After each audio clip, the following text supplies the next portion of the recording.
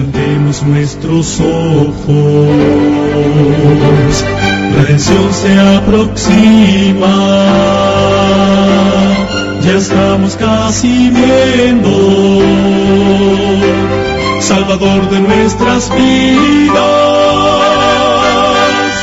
es tiempo de ir al frente, anunciando a todo el mundo que Jesús está volviendo, victorioso y triunfante. Pronto vendrá, pronto Jesús volverá, pronto vendrá. Dios te bendiga. Pronto Jesús volverá. ¿Qué significa? Los médicos pueden saber de salud, pero el que realmente sabe de nuestro cuerpo es nuestro Creador. Volverá.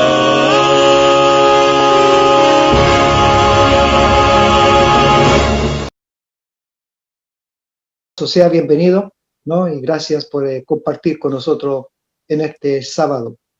Que Dios le bendiga en su presentación y en su ministerio. Amén. Amén. Amén. Doy gracias a Dios por la invitación que me han hecho la iglesia de Benecer allá en New Jersey para compartir este importante tema que trata acerca del mensaje de 1888 y su consecuencia para nosotros como adventistas del séptimo día. Ya la hora ha avanzado un poquito, pero vamos a tratar de compartir en este tiempo la palabra del Señor. Y en Mateo capítulo 5, versículo 20, dice así: porque os digo que si vuestra justicia no fuera mayor que la de los escribas y fariseos, no entraréis en el reino de los cielos. Aquí hay algo tremendo. Entender este pasaje, por qué Jesús lo menciona, es vital, porque dice que nos puede dejar fuera del reino de los cielos.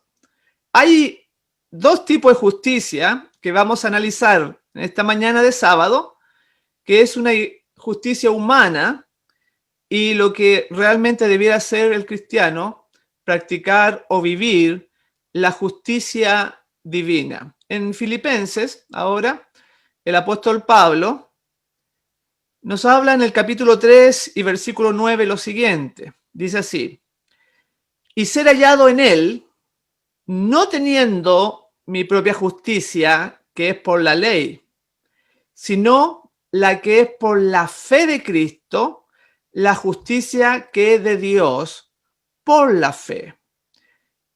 Este mensaje que se dio en Minneapolis, un congreso adventista en el año 1888, es muy importante entenderlo para la salvación del pueblo final. Y aquí nos habla de la justicia propia, que es por la ley, y la justicia que es por la fe. Y es tan importante porque muchas veces los hermanos, la iglesia puede caer en la justicia que es por la ley solamente. Vamos a ir explicándolo. Haciendo muchas cosas, actividades misioneras, asistiendo los sábados al templo, y puede ser que nos quedemos fuera. Pero ¿qué es lo que es la justicia? Primeramente vamos a desarrollar qué es lo que es la justicia. Bueno, en Deuteronomio, en el capítulo 6 y versículo 25 dice: y tendremos justicia cuando cuidemos de poner por obra todos estos mandamientos delante de Yahweh nuestro Dios, como Él nos ha mandado. Gloria a Dios por eso, porque aquí queda claro. Hoy en día se levanta todo viento de doctrina enseñando que puedes ser santo, puedes salvarte sin guardar los mandamientos. Tienen su lugar. No somos salvos por obra ni por los mandamientos. Pero si queremos tener justicia, tenemos que practicar la palabra de Dios. y ahí hablaba de la ley, de los mandamientos. Por eso que Filipenses 3:9 dice, y ser hallado en él, no teniendo mi propia justicia que es por la ley. Y si la mayoría, lamentablemente, ni guarda la ley, porque claro, el día sábado es un punto, pero toda la Biblia está con indicaciones de la voluntad de Dios. Y el propósito del mensaje en Minneapolis es que no seamos hallados con la justicia de los escribas y de los fariseos. Este grupo especial que se daba en los tiempos de Cristo, que guardaban estrictamente, pero no tenían amor, no tenían bondad, no tenían una comunión estrecha con el cielo, sino que marcaban pauta como el servicio militar, hacían cosas. Bueno, vamos a seguir aclarando este punto. En Isaías 64:6 nos da mucha claridad al respecto. Dice, el versículo 6, todos nosotros somos como suciedad y todas nuestras justicias como trapo de inmundicia. Y caímos todos nosotros como la hoja y nuestras maldades nos llevaron como el viento. Acá nos dice que el hombre, las personas, el individuo, cualquier cosa que pueda realizar y que nosotros le llamamos cosas correctas, cosas justas, que está teniendo una justicia, es un trapo de inmundicia. No tiene valor delante de Dios, mis hermanos. Es muy importante este mensaje de Minneapolis dado en 1888, porque podemos estar engañados toda una vida. ¿Y por qué se producen estas cosas? Porque está separado de Dios la persona, porque en realidad tiene miedo a perderse y por eso que cumple cosas de la ley, aplicando su propia justicia. No lo hace por Dios, no lo hace por amor, como los fariseos que decía el texto de Mateo 5:20. Es tremendo. Y vamos a leer una cita de la Review en Herald del 20 de mayo de 1844, que esto es anterior al Congreso de Minneapolis, donde la mensajera del Señor, Elena de White, va a explicar por qué se produce esto. Dice así, muchos están cometiendo un error. Escuche bien. Esperan vencer por medio de sus propios esfuerzos y por su bondad obtener la seguridad del amor de Dios. No ejercitan fe. No creen que Jesús acepta su arrepentimiento y contrición. Y así luchan día tras día sin encontrar reposo o paz. Cuando el corazón está plenamente entregado a Dios, el amor surge en el alma y el yugo de Cristo es fácil y ligera su carga. La voluntad es absorbida en la voluntad de Dios y lo que era una cruz llega a ser un placer. Tremendas palabras que nos menciona, primeramente, que cuando el corazón está plenamente entregado a Dios, surge el amor en el alma. El guardar sus mandamientos ya no es una carga. Y dice ahí que tiene amor. O sea, hay personas que guardan muchas cosas de la Biblia y usted los mira y se ven personas amargadas, personas tristes, personas que no se ve el carácter de Cristo en ellos, aunque cumplen con algunas cosas que nos pide la Biblia, porque están confiando en su propia justicia y ya leímos que era trapo de inmundicia. Se esfuerzan, claro, porque no se quieren perder, pero no ha sido renovado el corazón en forma interna. Ellos no ejercitan fe, ellos no creen realmente cuando se arrepienten, piden perdón, se arrodillan, ellos en realidad no creen que han sido perdonados. Y hay muchos hermanos que dicen, yo no puedo dejar este pecado. Yo no puedo cambiar.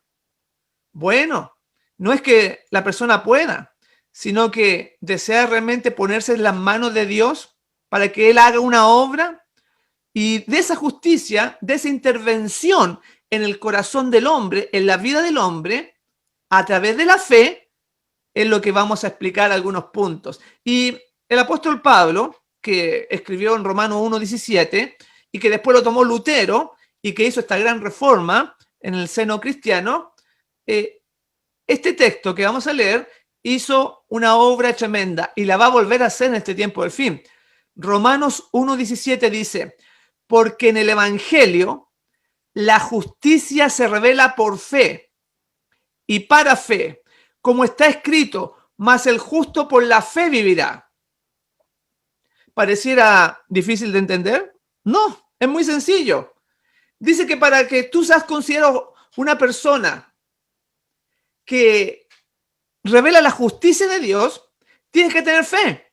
O sea, la justicia, el guardar los mandamientos, tiene que ser una relación íntima, una consecuencia, un fruto de tu unión con Dios.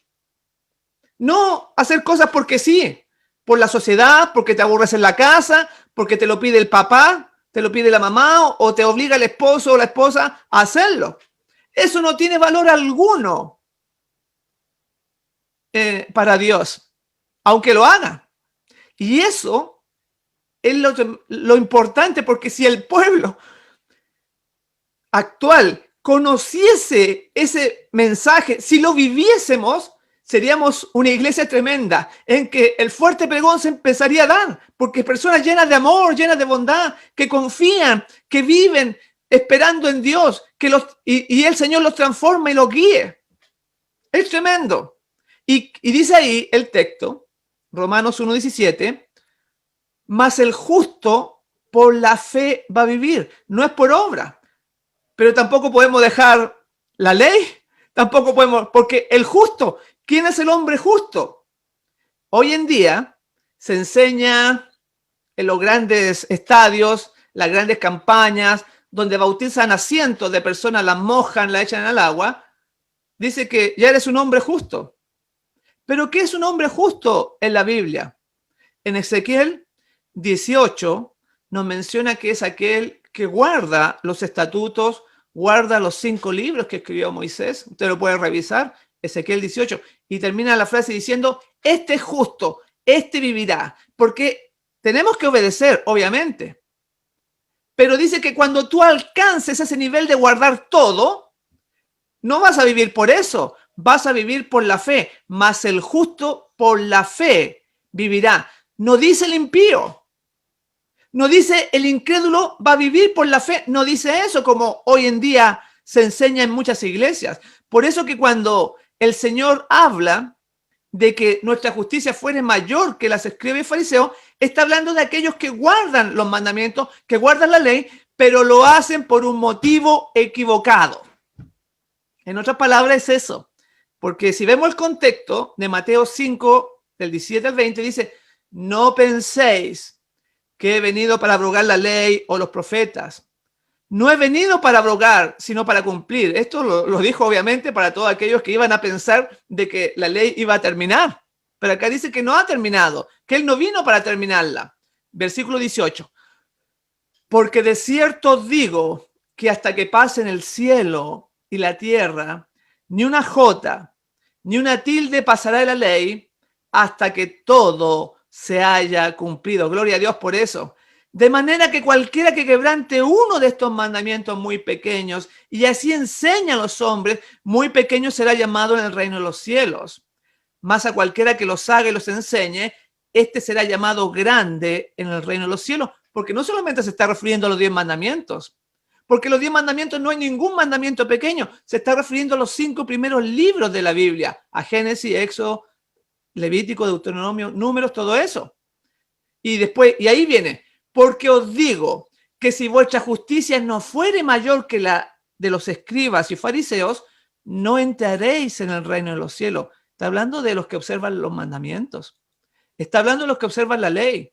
Porque, y lo hemos visto tantas veces, me acuerdo, la otra vez estamos haciendo la obra misionera, íbamos a las cárceles a visitar a los reos, a los presos, y les llevaba una palabra de ánimo. Y entonces yo iba con un hermano, y el hermano iba, hacíamos la labor, muy contento y terminamos.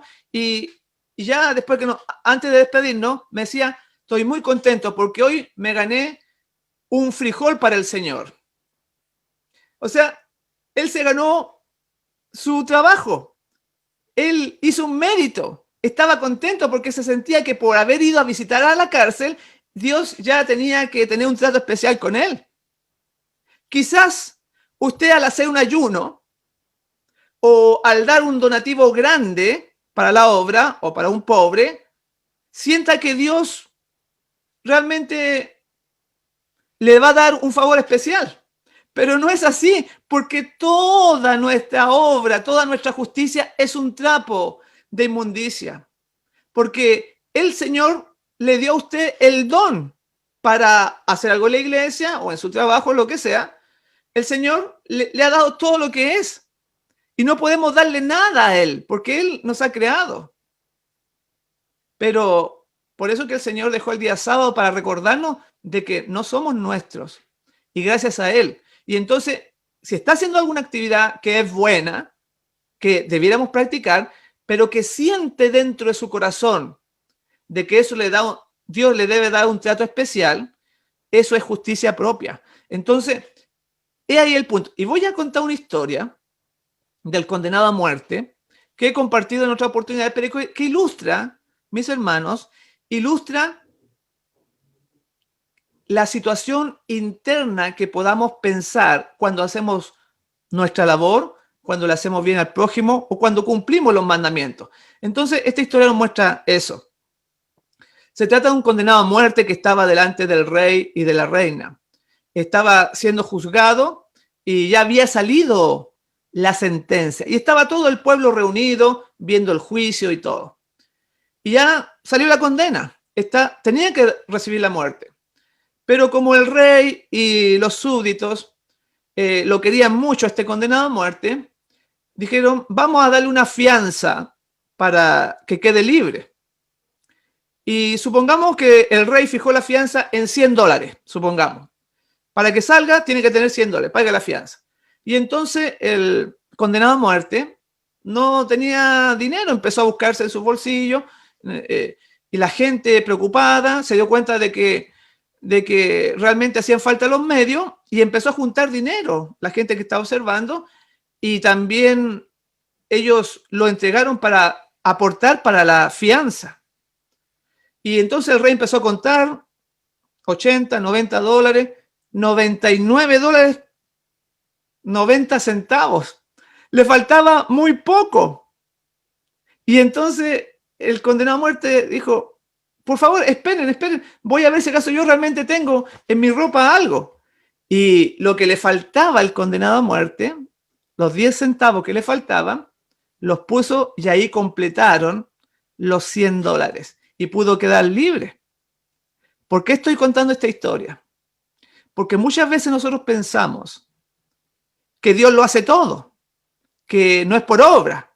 Pero si no fuera por ese pequeño aporte que yo hago, entonces no recibiría yo la bendición.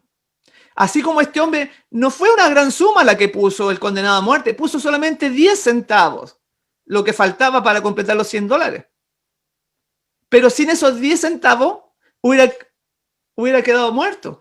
Muchas veces nosotros, mis hermanos, nos sentimos de la misma forma y por eso que este tema tiene que estar constantemente en nuestra mente, en nuestro corazón estudiando. Y ese mensaje fue el que Dios quería darle a la iglesia adventista en el año 1888, que supieran que el Señor es el dador de todo, que a través, creámosle a Él, tengamos fe en Él, confiemos en Él, para que seamos delante de Él una persona justa, ya que por la ley ninguno será justificado para con Dios.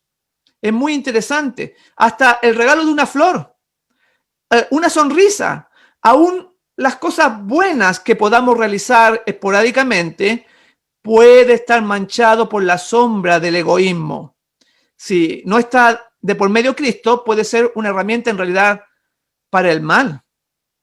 Y en Palabra de Vida, el Gran Maestro, la página 159 dice, mientras más alguien ve el carácter de Dios, tanto más humilde se vuelve. Miren qué hermoso.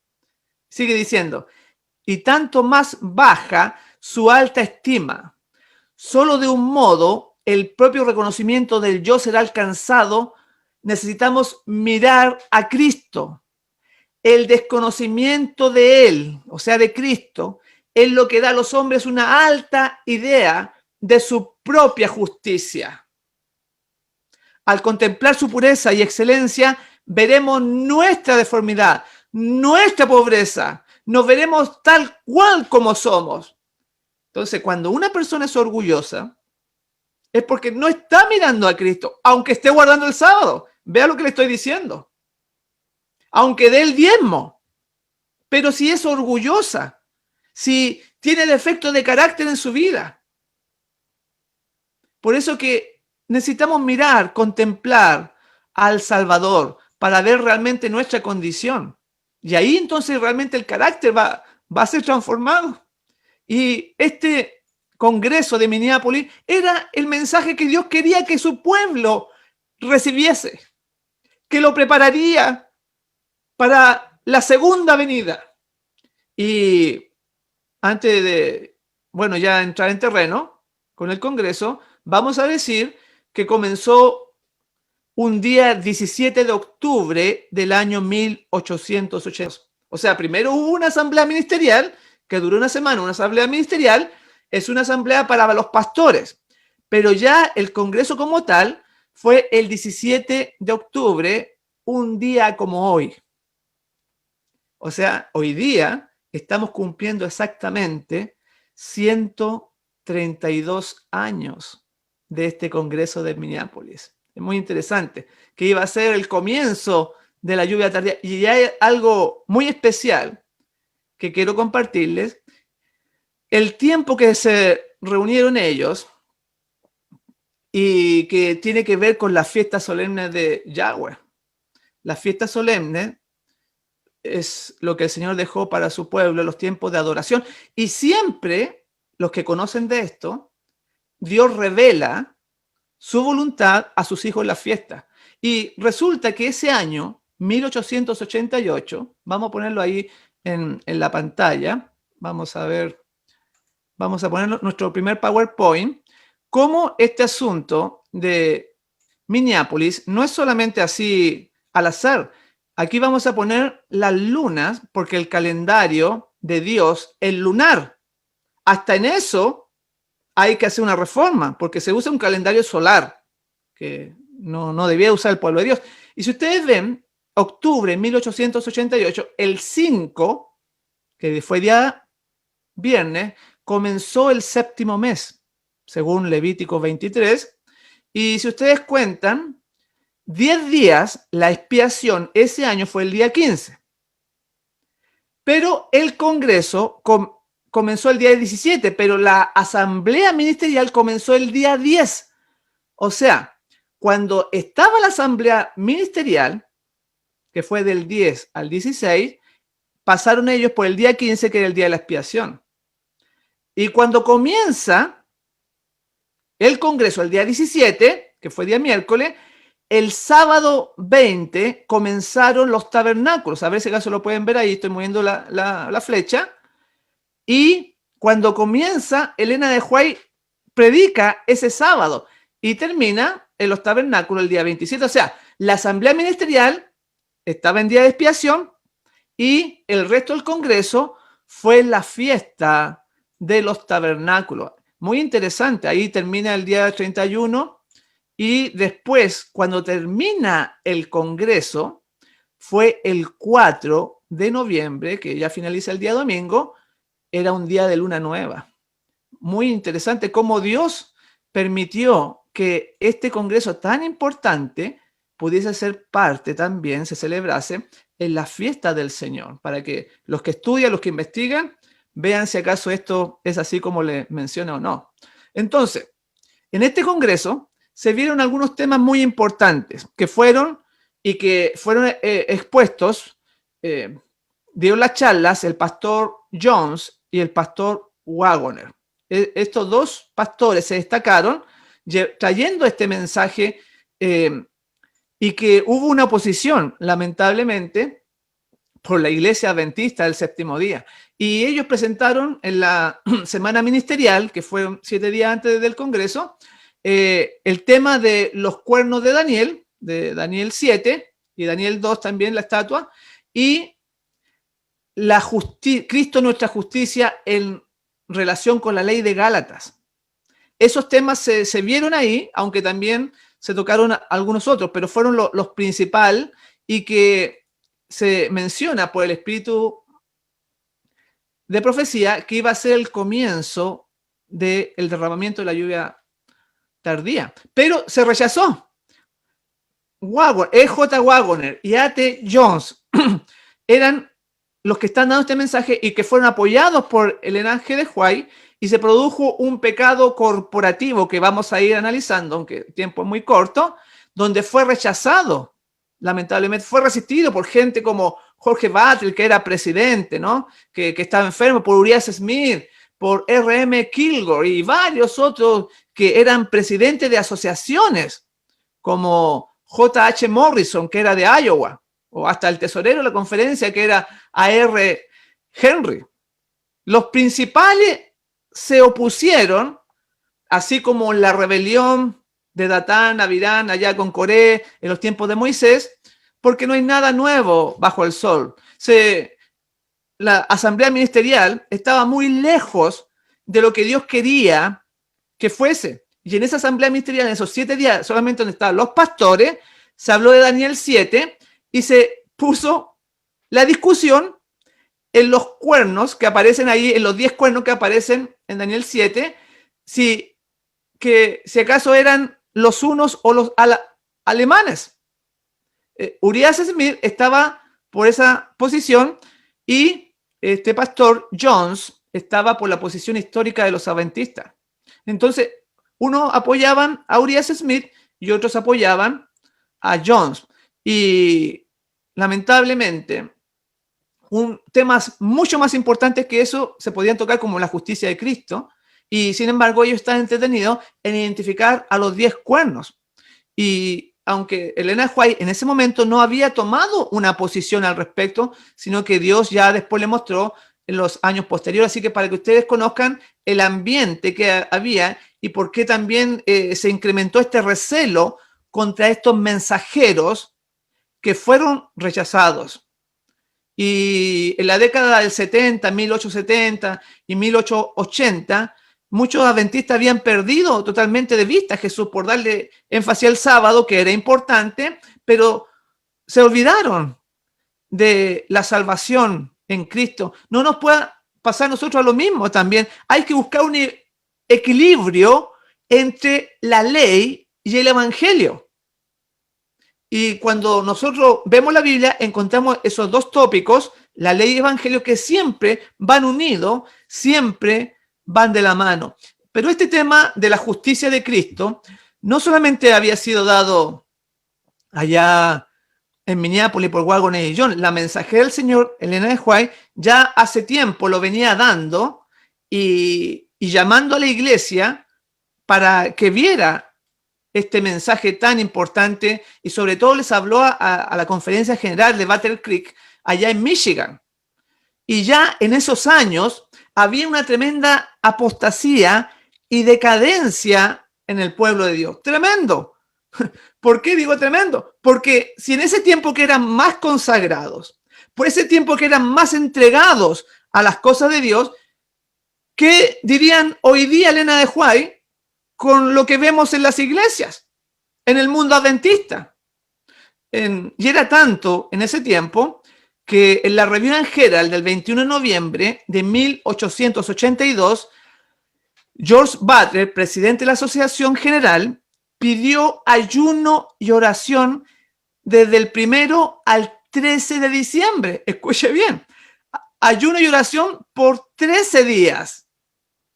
Y hoy en día casi no se hacen ayuno, y cuando se hacen ayuno, la iglesia dice, haga medio ayuno con frutas. Por lo menos acá en Chile se hace así.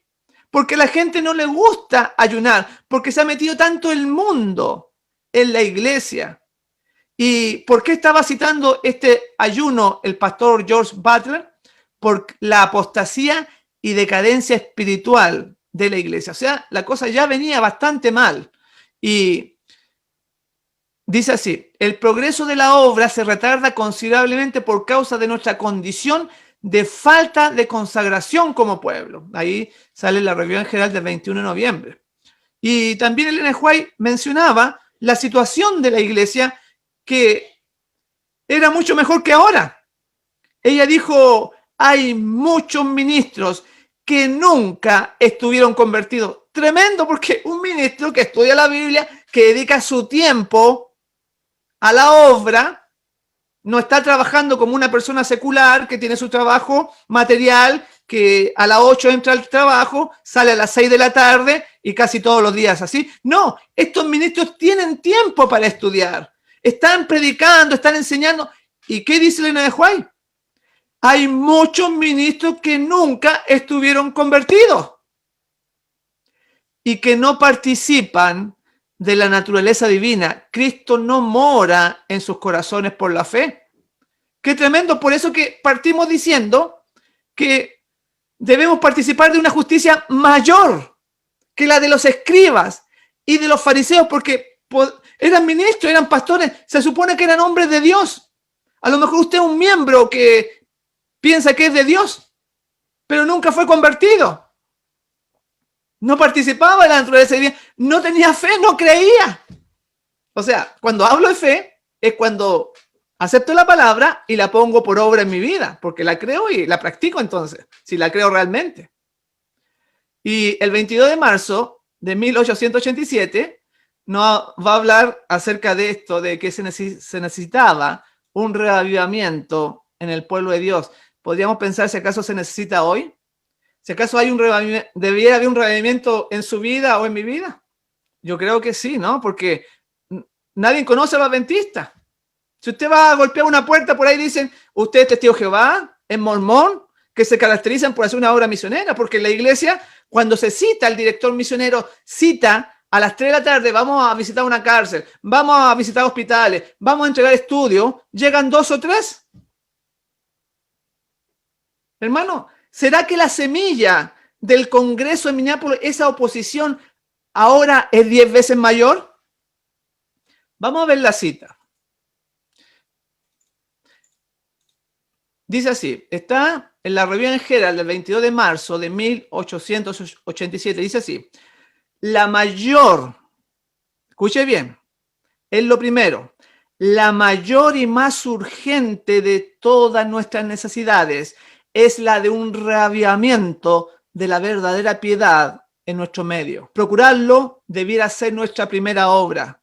Solo en respuesta a la oración debe esperarse un reavivamiento. Mientras la gente esté tan destituida del Espíritu Santo de Dios, no puede apreciar la predicación de la palabra. Hay personas en la iglesia que no están convertidas.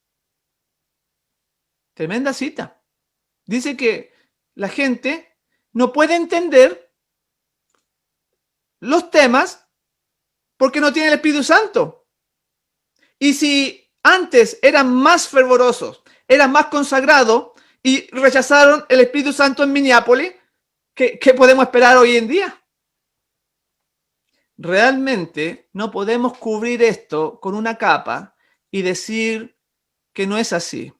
Gracias a Dios que el Señor quería estremecer este movimiento. Envió a sus 2 mensajeros, A.T. Jones y E.J. Waggoner, para despertar a su pueblo. Ellos eran coeditores en la revista Sign of the Time, y uno de ellos, Jones, que estaba en el ejército, ¿no? Que se convirtió y empezó a predicar. Waggoner era hijo del editor de la revista Sign of the Times. Así que ellos fueron acusados también, o parte de la oposición, fue porque la gente, los hermanos, pensaban de que ellos utilizaban esta revista para promover sus ideas de la justicia de Cristo. Y el estudio de la Biblia en ellos produjo que se encendiera, se estimulase los encantos incomparables de Jesús. Qué lindo, esa frase que la hermana White la repite varias veces, habían gobernado al estudiar Gálatas, al estudiar Romanos, el libro de Hebreos también, Jones y Wagner quedaron conquistados al darse cuenta de que podemos confiar en Dios, de que no podemos estar amargados, tristes, con la duda si acaso seremos salvos o no seremos salvos. Confiar en que Dios va a hacer una obra en nuestro corazón, que el que la empezó, la va a terminar, tener fe en eso. Y eso trae alegría, quita la carga, porque sabemos que Dios es fiel. El concepto de justificación por la fe que tenían Jones y Wagner involucraba el término que aparece en Gálatas. Ellos creían que se refería al decálogo y no a la ley ceremonial, que en ese tiempo la mayoría de los adventistas pensaban de que se refería a la ley ceremonial. Entonces, también los delegados del Congreso no les cayó bien eso, que ellos dijeran que se estaba refiriendo a los 10 mandamientos. Entonces, ya se presentaba una hostilidad en contra de estos mensajeros. Y vamos a ver otra que está acá para ampliar esta idea de lo que estamos mencionando. A ver si acaso lo ponemos aquí por el PowerPoint. Vamos a ponerlo. Y vamos a poner otra cita con respecto a lo que estamos diciendo. Este hombre, Butler, que en la sesión de la Asociación General en 1886 sugería que todo tema doctrinal que traía disensión debía ser desaprobado. Vean ustedes, es el pensamiento de los líderes. Bueno, es un poquito antes del Congreso, para que entiendan el ambiente que había, el pensamiento que corría, que se ventilaba. Y entonces es como lo que pasa hoy en día. No se toquen esos temas, porque trae disensión. Sigue diciendo el comentario. Lo que contó con el apoyo mayoritario de la Comisión Teológica, después que habían aceptado por apretado margen que la ley a la que se refería Gálatas 3 era la ley ceremonial, pero ellos querían evitar toda cuestión que trajera una discusión, mis hermanos, porque ¿dónde entonces está la palabra de Dios para llegar a la solución al problema? Porque siempre se pone el pensamiento humano, el razonamiento. Decimos que creemos, pero tenemos el mismo pensamiento que los ateos, porque los ateos razonan y actúan. Nosotros creemos en la Biblia y a ella le entregamos nuestra vida y confiamos en ella, que ella tiene la razón.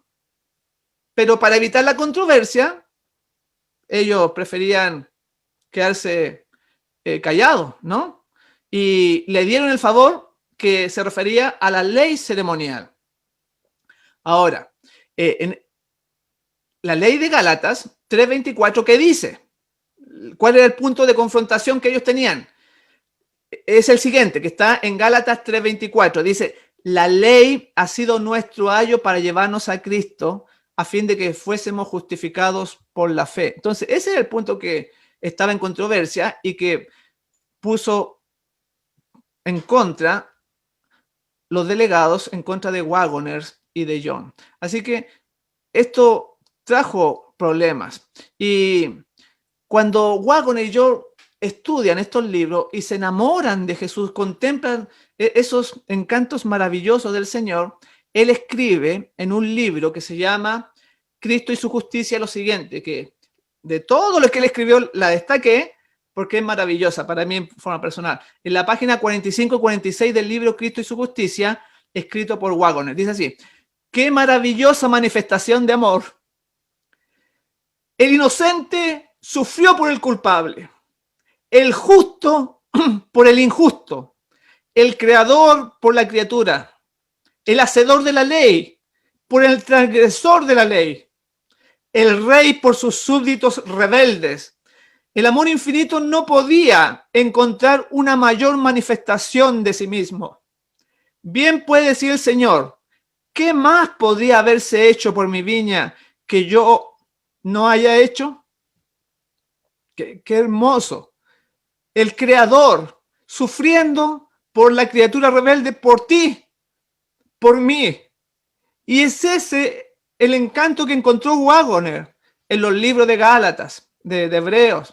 El mensaje de justificación por la fe que se presentó en el Congreso en 1888 fue verdaderamente un mensaje de esperanza, un mensaje de ánimo, un mensaje que hay solución para el pecador. Ofrecía perdón para todos los pecados. Más aún, se descubría o se redescubría la victoria sobre el pecado y le cerraba la boca a todos aquellos que dicen que la ley no se puede guardar, que los estatutos del Señor no están en vigencia. Todo eso porque al contemplarlo a Él, vemos su hermosura y deseamos, nuestro corazón queda cautivo, como les pasó a estos varones. Y él escribió, Waggoner, en Señales de los Tiempos, el 25 de marzo de 1889, después, al año siguiente que se produjo este rechazo, él escribió, hizo una analogía que les quiero compartir de lo que él encontró ahí en Gálatas de la justicia de Dios. Dice, los soldados de Alejandro, dijo Waggoner, escribió, eran conocidos como los invencibles. ¿Por qué? Pregunta él. Se debía a que eran naturalmente más fuertes y más valientes que todos sus enemigos. No, sino porque eran liderados por Alejandro. Su fuerza estaba en su liderazgo. Bajo otro líder hubieran sido derrotados. Cuando el ejército de la Unión, pone otro ejemplo, cuando el ejército de la Unión estaba huyendo aterrorizado ante el enemigo en Winchester, la presencia de Sheridan, que era el general norteamericano que estaba en la guerra de secesión, tornó su derrota en victoria. Sin él, sin este general, los hombres constituían una multitud temblorosa, pero con él al frente era un ejército invencible. Si ustedes hubieran escuchado, dice Waggoner, si ustedes hubieran escuchado los comentarios de los soldados que estaban al mando de estos líderes y de otros como ellos, después de la batalla, hubieran escuchado alabanzas para su general. En medio de todo su regocijo, eran fuertes porque él lo era, estaban inspirados por el mismo espíritu que él tenía. O sea, esa analogía la hace con Cristo, con Dios, de que Él nos motiva, Él nos da la fuerza para dejar el mal, para dejar el pecado. Maravilloso. También Él muestra el ejemplo bíblico del rey Josafat y menciona que los pensamientos de un creyente victorioso no deben dirigirse a la tentación y a las dificultades. Y pone el ejemplo del rey Josafat, que toca algunas partes del capítulo 20 de Segunda de Crónicas. Vamos a nuestro PowerPoint y vamos a ver esos textos que habla acá, citados por Waggoner. Ahí lo tenemos. Y cuando eran asediados por el enemigo, el rey Josafat menciona en el versículo 6, hablándole a Dios, dice, ¿no está en tu mano tal fuerza y poder que no hay quien te resista ante las dificultades, ante los problemas, ante el enemigo? Josafat reconocía a Dios, que no había nada para él imposible. Versículo 12, a ti volvemos nuestros ojos. Lo contemplaba, lo miraba. Versículo 12, y ahora el 15, no temáis, ni os amedrentéis, porque no es vuestra la guerra, sino de Dios. Gloria al Señor por eso, porque con Cristo está asegurada la victoria. Y eso es donde se duda, donde no se cree, donde no se confía, no tiene fe la persona. Y por eso dice, no, yo no puedo dejar esto. O mi vida no va a cambiar, o pasan los años y las décadas como adventista del séptimo día y no cambia. Pero mi hermano, contémplale a él, mírale a él, confía en él. Así como Josafat, que está mencionando ahí Waggoner. Tremendo. Y eso es lo que falta, la fe. Y entonces se te atribuye la justicia divina. Eres mirado como un hombre justo, una mujer justa delante de Dios. Y Él hará en ti la nueva criatura. Él habrá obras, habrá olor fragante en una vida que testifique acerca del amor de Dios. Y por eso que de esta manera él llegó a decir, y cita el apóstol Pablo, Waggoner, diciendo que todo lo puedo en Cristo que me fortalece. Así que, de acuerdo con John y Waggoner, la victoria sobre el pecado es inherente a una correcta comprensión bíblica y sobre todo una comprensión del santuario.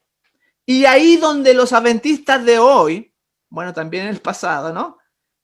Tienen poco conocimiento del santuario, cuando el santuario es el fundamento de nuestra fe. Ahí se ve todo el plan de la redención. Se mataron miles de animales para que entendiéramos una verdad y no sirvió de nada. Los hermanos todavía tienen una venda, no aprenden de ello. Y en el sermón, Elena G. de White, que compartía y apoyaba a estos dos mensajeros, el 20 de octubre de 1888, que fue el primer sábado, y que yo les dije que fue el primer día de los tabernáculos, o sea, era doble sábado, ella predica acerca de Cristo, que Cristo estaba en el santuario celestial. Gloria a Dios por eso. Dice así: ¿qué está haciendo Cristo? Está haciendo expiación por nosotros, purificando el santuario de los pecados de la gente. Luego debemos entrar por fe en el santuario con Él. Debemos comenzar la obra en el santuario de nuestra alma. Debemos limpiarnos de toda contaminación. Limpiémonos, dice, de toda contaminación de carne y espíritu, perfeccionando la santidad en el temor de Dios. Así que ella une esta justicia con la santidad, porque no eliminamos la ley, sino que se guarda con el sentido correcto que debe guardarse, que es dejarse llevar o dejarse atraer por la atracción de la cruz. Uno no tiene que hacer nada porque el Señor lo lleva con su amor, lo conduce por el camino a hacer su voluntad escrita en la Biblia, desglosada en mandamientos, en estatutos, en decretos. Es el sentido correcto. Por eso que también le llama, Elena de White le llamó el mensaje del tercer ángel, en verdad es la justificación por la fe. Porque nos llama a poner la vista en Dios, a mirarlo, para que guardemos los mandamientos y tengamos la fe de Jesús. Y es totalmente contrario al mensaje de la bestia, el misterio de iniquidad. Porque el misterio de iniquidad llama al hombre a poner la vista en otro hombre, que se haga una ley dominical para que las personas le hagan caso a un legislador y no a Dios. Y que las palabras del legislador tengan más importancia que las palabras de Dios. Eso es justicia propia, que sirven al hombre. En cambio, el mensaje del tercer ángel nos amonesta a tener la fe de Jesús. Y en el libro de Olson, que se llama, que son unas cartas que se le escribió a un presidente de la conferencia en estos tiempos, en la página 53 dice: los encantos incomparables de Cristo. Ese Cristo hermoso, ese Cristo que debe vivir en mi corazón, que no sea una teoría, que no sea letra muerta en hojas de papel, que va a ser el escudo, como Elena G. de White lo presenta y John igual lo presenta. Este concepto va a librar a los creyentes de las garras, escuche bien, de las garras del legalismo. Por eso lo compartieron gozosamente en el Congreso de Minneapolis en 1888. Estaban contentos de presentarlo porque no basta con guardar las cosas. Tienen que ser con el sentido correcto, porque Anás y Caifás en los tiempos de Jesús guardaban aparentemente toda la ley, pero eran legalistas.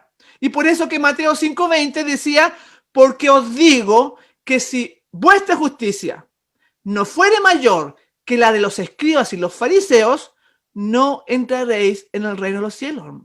No basta hacerlo. Tiene que haber el sentido correcto. Aquí se quería dar el fuerte clamor. Quería darse los inicios para el fin, para la venida de Cristo, preparar un pueblo. En Review and Herald, del 5 de marzo de 1889, un año después del Congreso, menciona lo siguiente: el mensaje actual, la justificación por la fe, predicada por Johnny Waggoner, es un mensaje de Dios, dice el Espíritu de Profecía. Tiene las credenciales divinas, porque su fruto es para santidad. Y ella apoyó, y dijo, en 22 de noviembre de 1892, dijo el fuerte clamor del tercer ángel. Ya ha comenzado en la revelación de la justicia de Cristo, el Redentor que perdona los pecados. Este es el comienzo de la luz del ángel, cuya gloria llenará toda la tierra. Gloria a Dios por eso. Claro, porque si cada uno realmente tuviera fe, realmente lo contemplara e hiciese y hablase con Cristo en el corazón, nuestras palabras y nuestros actos serían distintos, obviamente. Y no sería ese pueblo somnoliento que parece que está durmiendo, parece que nada lo sacude, nada lo conmueve, que escuchan sábado tras sábado, sermón tras sermón, y no cambian. Por eso que dijo que este es un preciosísimo mensaje. El 1 de mayo de 1895, en una carta que escribió desde Tasmania a Olsen, presidente de la Asociación General, dice así: en su gran misericordia, el Señor envió un preciosísimo mensaje a su pueblo por medio de los pastores Wagoners y John. Este mensaje tenía que presentar en forma más destacada ante el mundo al sublime Salvador, el sacrificio por los pecados del mundo entero. Presentaba la justicia por la fe en el garante, invitaba a la gente a recibir la justicia de Cristo. Este es el mensaje que Dios ordenó que fuera dado al mundo. Es el mensaje del tercer ángel que ha de ser proclamado en alta voz y acompañado por el abundante derramamiento de su espíritu. ¡Qué maravilla! ¡Oh, qué hermosos días nos esperan cuando veamos un ejército, cuando veamos un pueblo consagrado que anuncie no solamente de boca, sino de corazón, de vida, de práctica, que el Espíritu Santo está siendo derramado y que es como Jesús. El mensaje, el evangelio de su gracia tenía que ser dado a la iglesia, mis hermanos, con contornos claros y distintivos. Entonces, ese mensaje tuvo una oposición, por lo que ya expliqué recién, y se levantaron hombres para tratar de detener ese mensaje, como R.M. Kilgore, que es un administrador sureño y miembro de la Junta de la Asociación General. También hay otros, como recién mencioné, en este congreso, J.H. Morrison, presidente de la Asociación de Iowa. No eran miembros comunes estos que se oponían. Era el liderazgo. Porque, mis hermanos, escuchen bien, el corazón orgulloso busca ganar la salvación. ¿Qué hago? Dime. ¿Qué hago? Por eso que la Iglesia Católica tiene mandas, porque le hace manda a la Virgen de Guadalupe, a la Virgen Negra, porque quieren obtener un favor. Y si hay una persona orgullosa, lamentablemente, no tiene un corazón que agrade a Dios. Y estos hombres, Kilgore y Morrison, trataron de boicotear las presentaciones de Wagoner y John en el Congreso. Y siendo dirigentes, siendo pastores renombrados, muy influyentes, y hasta trataron de detenerlo con algo muy, muy particular, ¿no es cierto? Diciendo que porque Butler, ¿no es cierto?, el presidente, no estaba presente porque estaba enfermo, debía detenerse la presentación de estos mensajeros. Pero Elena de White, que estaba sentada en la plataforma en esa reunión, inmediatamente, al escuchar que querían detenerlo, traten de imaginarse la situación, se puso de pie ella y objetó diciendo, aquí abro comillas, ¿acaso quiere el Señor que su obra espere al pastor Butler? El Señor desea que su obra continúe y no espere a ningún hombre. Porque esta es una obra divina, no depende del agente humano, y menos del que se oponía, porque Butler se oponía. Tremendo, la mensajera del Señor, como nadie refutó eso, entonces siguió la presentación de estos mensajeros. Otro episodio es el de la respuesta de J.H. Morrison a la presentación de Wagoner. O sea, los oponentes de Waggoner, el pastor Waggoner, escogieron a J.H. Morrison para responder formalmente a Waggoner. Morrison, presidente, recién dije, de la Asociación de Iowa, sostenía que los adventistas del séptimo día siempre habían creído y enseñado la justificación por la fe.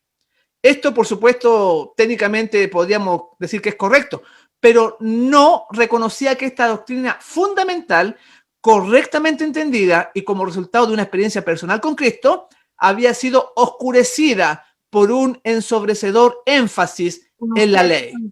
¿Y no es eso lo que pasa hoy en día? Que ponemos más énfasis en la ley y en sombra sobre este gran mensaje. ¿Dónde estaba? Aunque sincero y fervoroso en su presentación, no logró convencer a muchos de sus oyentes de que las enseñanzas de Waggoner no era la verdad presente de la palabra de Dios. Pero a mí lo que me sorprendió de esto, de este episodio de Minneapolis, que la respuesta de John y de Waggoner ante esta objeción de Morrison, ellos simplemente se pusieron de pie y leyeron 16 pasajes de la Escritura. Entonces, se levantaba John, leía un pasaje. Se levantaba Waggoner, leía un pasaje. Y luego de leerlo, volvieron a su asiento, se ofreció una oración y la reunión concluyó. Esta singular refutación a la presentación de Morrison dejó una impresión profunda e imborrable en los delegados. Claro, porque al estudiar el mensaje del tercer ángel, al estudiar la justicia de Cristo, la justificación por la fe, eso nos lleva a ser defensores de la libertad de conciencia. No como el papado, que el papado te obliga a guardar el domingo y va a ser una ley para... No. ¿Cómo enfrentamos la oposición? Simplemente presentaron ellos la palabra, un escrito está, como Jesús lo hizo ante el enemigo, porque estaban conectados, así como Elías, que dijo, se presentó delante del rey y dijo, aquí estoy, rey, y en cuya presencia estoy. En la presencia de Dios estaba él. Él siempre anunciaba, añadía esa palabra, que estaba en la presencia del Eterno. Pero a veces hacemos cosas por nosotros mismos, sin estar conectados, aunque sean cosas buenas. Bueno, el tiempo ya se me ha terminado, pero vean qué tipo de congresos tenían. Voy a tratar de ir cerrando, porque me dieron ciertos minutos, y fíjense ustedes que en este congreso, pastores que están reunidos, que se supone que iba a hacer una consagración para llamar al Espíritu Santo para que viniera, dice ella, me ha dolido mucho escuchar tantas bromas y chanzas entre viejos y jóvenes en la mesa del comedor. O sea, ella incluso menciona el ambiente que había era de chistes, de bromas, de chanza entre viejos y jóvenes. Habladurías y malos pensamientos. Ese es el ambiente que reinaba. ¿Y qué podríamos decir hoy día de nuestros congresos? O de los congresos de los conquistadores, cuando lo vemos disfrazado con el hacha de personaje de película y todo eso. Oh, mis hermanos, necesitamos un cambio. Necesitamos hacer de Cristo supremo en nosotros. Y también ella menciona en este libro de Olson, que se llama, en la página 300, que ella escribió el 24 de octubre, que lo que pasaba en el Congreso, dice que ella estaba muy triste. Dice, llegando a su fin, el Congreso estaba terminando, llegando a su fin, y ella está muy triste. No se han hecho ni una confesión, dijo ella. No ha habido ni una sola apertura a fin de que el Espíritu de Dios entre. ¿Qué sentido tiene reunirnos todos aquí y que vengan nuestros hermanos ministros si están aquí solo para apartar el Espíritu de Dios de las personas? Tremendo. O sea, y ella incluso se quería hasta ir del Congreso, que ya no voy a poder explicar todo eso. No voy a poder explicar el diagrama de justificación por la fe. Pero vean la actualidad hoy. En los congresos, los conquistadores, en el congreso ya hace unos años atrás, que se celebró en Estados Unidos, de Adventista del Séptimo Día, un representante de Naciones Unidas hablando desde el púlpito, o las banderas Vaticano que se muestran en los congresos.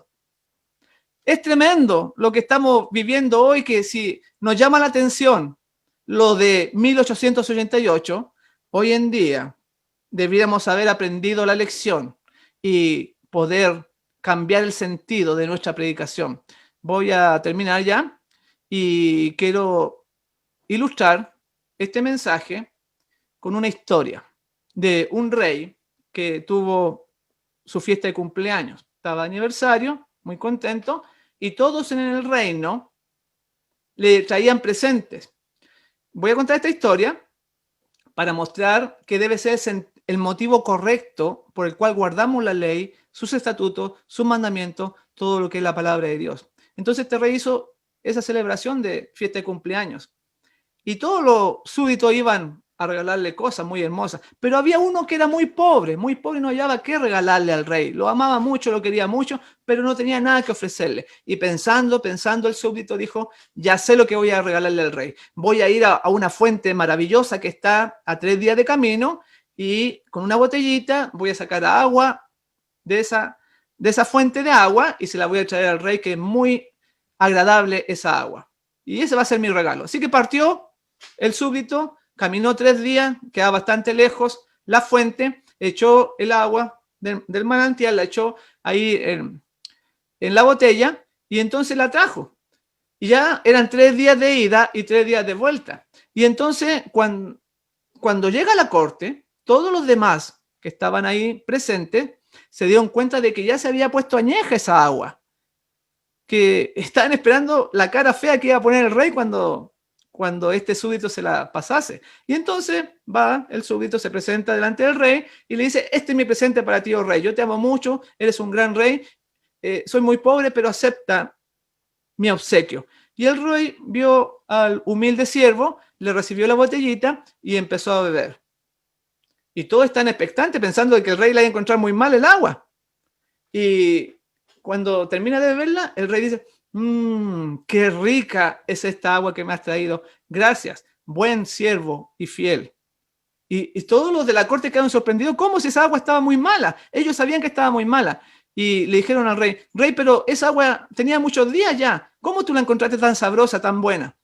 Y el rey contesta diciendo, yo sé que el agua estaba en esa situación, pero yo veo que mi siervo es pobre y era lo único que tenía para agradarme. Así que la acepto gustoso. Y así es con las cosas de Dios. No podemos ofrecerle nada. Es como toda nuestra justicia, es como trapo de inmundicia, es como esta agua amarga. Pero sin embargo ve Dios nuestro corazón, nuestro deseo de servirle. Que con su poder vamos a poder guardar la ley y sus mandamientos. Porque Él ha transformado, porque Él lo ha hecho en nosotros, no nosotros mismos, sino que la obra que Él ha empezado, como recién dijimos, la va a terminar. Yo vamos a concluir, pero quiero terminar con la cita de Signs of the Times del 16 de junio de 1890, donde habla de que la fe y las obras van de la mano. Actúan armoniosamente en la empresa de alcanzar la victoria. Y lamentablemente fue rechazado el mensaje, pero en 1888, pero todavía tenemos esperanza para nosotros. Todavía podemos preparar el camino, Señor, aprender de lo que pasó y que hay que explicar mucho más, pero ya no lo voy a poder hacer. Pero tenemos que mirar el pasado para no repetir los mismos errores del pasado en el futuro. Y en la Review and Herald del 4 de junio de 1895, en este libro maravilloso, yo doy gracias a Dios porque en estos libros de la Review and Herald hay tremendas citas y aquí le voy a compartir una más que es: la justicia por la cual somos justificados es imputada. Escuche bien. La justicia por la cual somos justificados es imputada. La justicia por la cual somos santificados es impartida. ¿Qué quiere decir esto? Ella misma lo explica. La primera es nuestro derecho al cielo. La segunda, nuestra idoneidad para el cielo. Y ambas, tanto que seamos justificados como seamos santificados, es por la fe en Él. Él tiene poder. Mírenlo, decía Josafat. Contémplenlo. Y Él va a realizar esa obra. Y Lutero lo aprendió muy bien, porque a veces la gente vive asustada, vive en tinieblas, muchas veces no tiene paz en su corazón por temor a perderse. y vive en angustia. Y Martín Lutero dijo, me miré a mí mismo y vi imposible salvarme. Miré a Jesús y vi imposible perderme. Así que contemplémoslo, miremosle a Él y no debemos por qué temer. Y quita la carga eso, quita el miedo. Por eso dice, en el perfecto amor no hay temor. Ya desaparece y por eso que hay gente que fue mártir. Murió porque esto lo daba todo por la obra. Bueno, lo vamos a dejar hasta aquí. Voy a terminar diciendo, porque os digo que si vuestra justicia no fuere mayor que la de los escribas y fariseos, no entraréis en el reino de los cielos. El Señor nos ayude. Yo doy gracias a Dios por este mensaje, por los hermanos New Jersey, que sigan adelante con esta labor tan importante y que Dios les bendiga ricamente. Amén. Amén.